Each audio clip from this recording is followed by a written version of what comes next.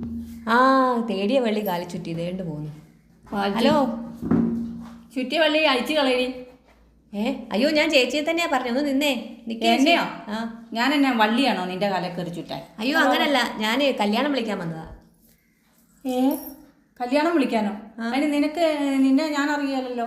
പിന്നെ അറിയത്തൊന്നുമില്ല ചേച്ചി, ഞാൻ എവിടെയോ കണ്ടിട്ടുണ്ട് ചേച്ചി, അതുകൊണ്ടാ.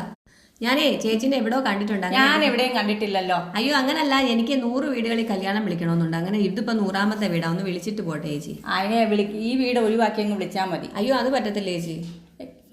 പരിചയമില്ലാത്ത ആൾക്കാരെ കല്യാണം വിളിക്കുവോ ആരെങ്കിലും? അയ്യോ പരിചയമൊന്നും വേണ്ട, ഞാൻ ചേച്ചിയെ കണ്ടിട്ടുണ്ടല്ലോ. അതിന് ഞാൻ കണ്ടിട്ടില്ല.